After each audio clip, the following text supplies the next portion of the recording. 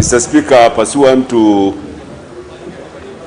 the communication on harmonization that you delivered on 22nd December, I have the honor to table the following paper on the table of the House today, Wednesday, December 29, 2021. Addendum report of the Departmental Committee on Justice and Legal Affairs on its consideration of the Political Parties Amendment Bill, National Assembly Bill number 56 of 2021. Thank you. Very well. What is it, the Honorable Duale? The Speaker, I stand on Standing Order 83 for you to make a ruling on the report that has just been tabled by the chair of the JLAC, and in more so, and in as far as recommendation 2 is concerned, Mr. Speaker, and I hope the clerk of the National Assembly will give you a copy of that report so that you be with me when I raise my issues. Honorable Speaker, Article 93, Article 94, and Article 95, and Article 109 of the Constitution spells out the legislative role of a member of the National Assembly.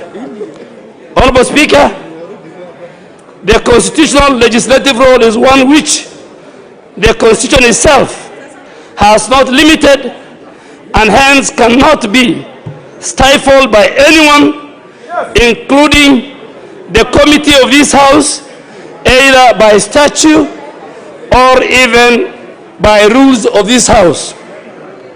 It is therefore within the constitutional right of a member of this House to propose amendments. I am on a point of order, Mr. Speaker. Honorable TJ, you are aware and you know you are a seasoned member of this House. Let us do this. Let's allow the Honorable. I'll give you your opportunity, but allow him to conclude. I'm sure it will not take another minute. No, Speaker, I mean, it's a matter that I have researched on, and for record of this House, the Speaker and Honorable TJ should give me my space. So, Mr. Speaker, it is only the Speaker who can order for the withdrawal of proposed amendments if the proposed amendments fall on 3 things, Mr. Speaker. 1, where the proposed amendments are unconstitutional. 2, where the proposed amendments have a money bill provisions in terms of Article 114 of the Constitution. Or 3, offend any standing order, including Standing Order 133(5), which provides that a member cannot move amendments that, among other things, expand the scope of the bill or are inappropriate. Those are the only 3 instances, Mr. Speaker, where the Speaker of the National Assembly can reject an amendment by a member.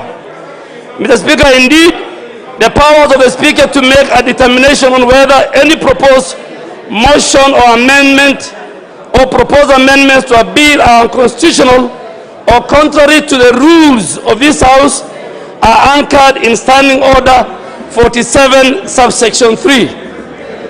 It is worth noting, Mr. Speaker, that Standing Order 131 on harmonization.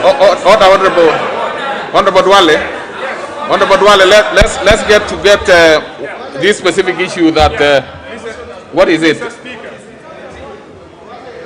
Mr. Speaker, sir, you know, Honorable Duale, although rises on a point of order, but the context of his discussion is an intervention.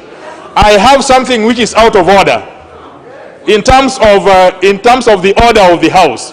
Mr. Speaker, is it in order for the member for Garissa Town to make an intervention on a paper for which there has been no motion before the House to debate?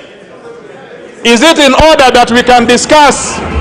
Is it in order that we can discuss a paper laid before us in anticipation of debate without a motion, a proper motion brought before us for debate. Is that in order? Now, the Honorable Kajwang, and take your seat, Honorable Duale.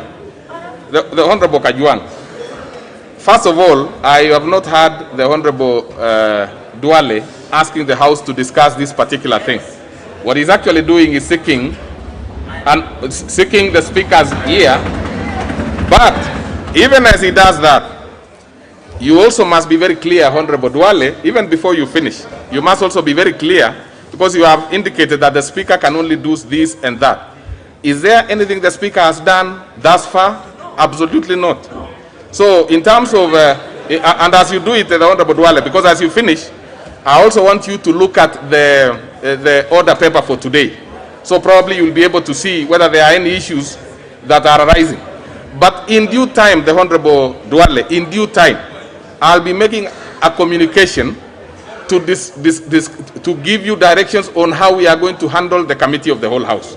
So you can finish having that in mind. Mr. Speaker, it may not be necessary for me to give any.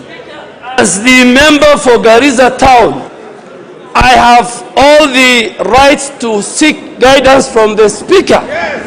And Mr. Speaker, Honorable TJ Kajwang should relax.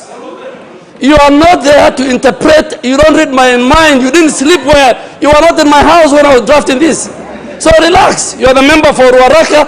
I am the member for Township. Have your space. I will give you your space. Mr. Speaker, my matter is on the report which has been tabled. And Mr. Speaker, all that I'm asking, if you read recommendation 2 that says this committee of JLAC recommends that the amendments of the following members should not be discussed. That, Mr. Speaker, having read for you the 3 category, that should be expunged from the report that was tabled, and you must give direction. And Mr. Speaker, it is not the power of the committee. A committee, Mr. Speaker, is an extension of the House. A committee cannot deny me outside the 3 items. Okay. 133(5), 114 of the Constitution, and where the matter is unconstitutional. Okay. Mr. Speaker, if we allow this to continue, it will set a bad precedent, and I ask you to expand recommendation 2 so that we can move and execute our amendments at the committee of the whole House. Okay, Honorable Otienda Amolo, what's your point of order? Honorable Dr. Otienda. Thank you, Mr. Speaker. Other than the fact that the chair of JLAC has only tabled the report, and therefore any issue in terms of the report cannot arise before the debate starts. The point here, Mr. Speaker, is that the Honorable Duale stood under Standing Order 83. Standing Order 83 is not a substantive provision. It's an enabling provision. He needs to cite to you which standing order he is standing under so that he points out what is out of order. Standing Order 83 is merely enabling, and actually, Mr. Speaker, it only allows you to intervene when another member is contributing. No member was contributing. So, Mr. Speaker, I urge you to rule the Honorable Duale out of order, and we proceed. Now, really, honorable members, this morning I would not expect at all that we are going to get bogged down on technicalities. I have asked the Honorable Duale to look at the order paper. Even those particular proposals that have been given by the chairperson JLAC and his committee have not been factored in terms of what is in the order paper. All the members who have made their request to make amendments are going to have their say. Other than those, of course, which will be on technicality, be struck out for various reasons, which I will read. And there are not many. So there should be not a problem at all. Yes, there should be not a problem on that. This is, you see, committee is committee of the House. The House has the power over committees. So there should be no issue at all. What is it, Honorable Ishungwa? And I think we should make it brief now because we want to go to the main meat of what we came this morning. Thank you, Honorable Speaker, and I'll be very brief. Honorable Speaker, I think the only reason the Honorable Duale was raising that issue, and I'm well guided on what you are saying in terms of the order paper and the communication you have to give, is because we are in a house of records, Honorable Speaker. And when a paper is laid, Honorable Speaker, it becomes a record of the House, and we will stand guided by your communication. Honorable Speaker, it is also worth noting, I have gotten communication from some members of the committee that there is indeed also a minority report, and I want to beg that you also allow those with a minority report of that committee to table, so that it also becomes a record of the House, Honorable Speaker. Thank you. You see, just a minute, but in the meantime, I refer again members to the order paper. And if you have seen the order paper, you will notice that many of these amendments that have been proposed by members are in the order paper and therefore will be conversed. So the issue of the committee report is really neither here nor there, because we cannot again send a matter to a committee and guide them on how they want to proceed. Once it comes here and we are sure that it is not, we would not want to take it, we simply have it as information for members. So there should be no issue at all. Just a minute.